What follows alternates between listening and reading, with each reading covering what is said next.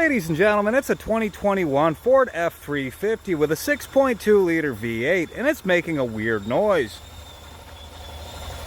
What the hell is that squeaking? Let's try the AC on trick and see if that changes anything. It's got some good cold AC, but I still hear that noise. No change.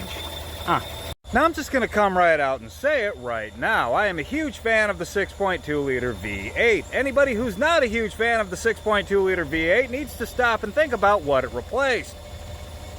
Yeah, that thing. So I've got high hopes for this. I doubt there's much wrong with it.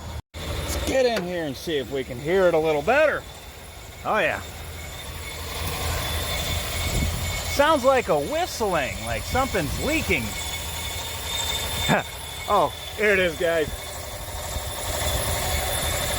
That looks like a styrofoam coffee cup.